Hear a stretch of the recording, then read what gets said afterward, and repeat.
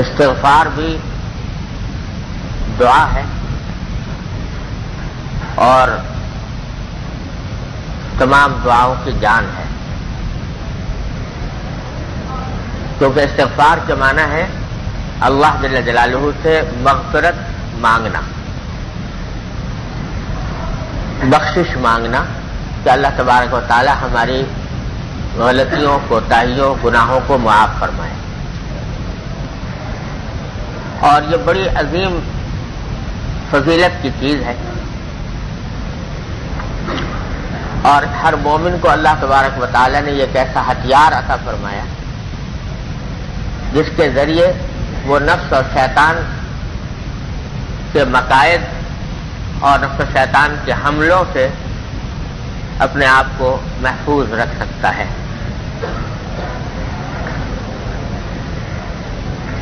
یہ حدیث ہے نبی کریم سرور عالم صلی اللہ علیہ وسلم کے بارے میں حضرت عبداللہ بن عمر رضی اللہ تعالیٰ عنہما کی، جو امام بخاری نے یہاں نقل فرمائی ہے۔ عن ابن عمر رضی اللہ تعالی عنہما قال ان كنا لنعد في المجلس للنبي صلى الله عليه وسلم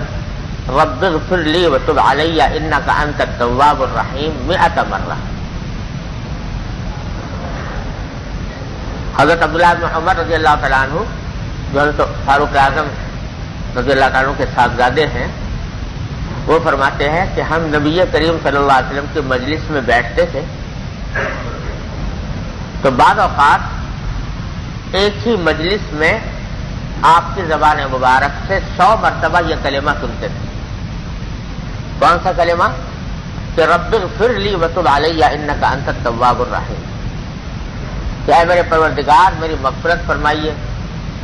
میری توبہ قبول فرمائیے، بے شک آپ بہت توبہ قبول فرمانے والے اور بہت رحم کرنے والے ہیں۔ یہ کلمہ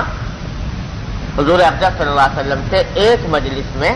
فرمایا کہ 100 مرتبہ ہم گنتے تھے، گنا ہم نے کہ 100 مرتبہ آپ نے فرمایا ایک ہی مجلس میں۔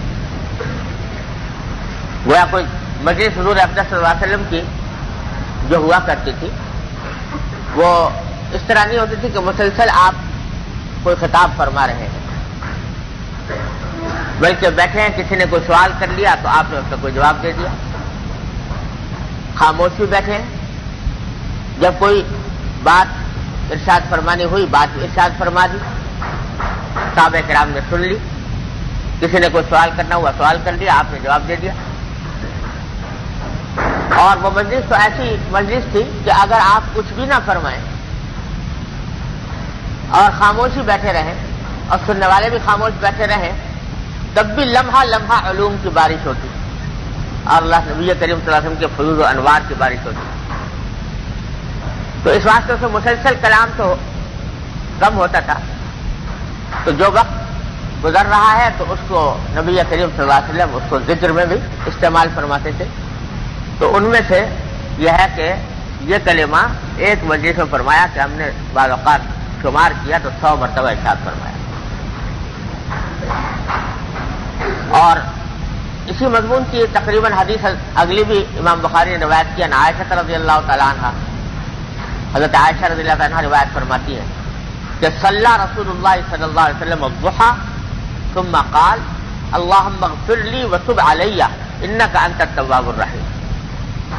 حتى قالها 100 مرة۔ حضرت عائشہ فرماتی ہے کہ نبی کریم صلی اللہ علیہ وسلم نے ایک مرتبہ چاشت کی نماز پڑھی۔ چاشت کی نماز جو طلوع آفتاب کے جب آفتاب کے بلند ہونے کے بعد سے اور زوال کے قبل تک کسی وقت بھی پڑھی جا سکتی ہے، تو وہ نماز پڑھی۔ نماز پڑھنے کے بعد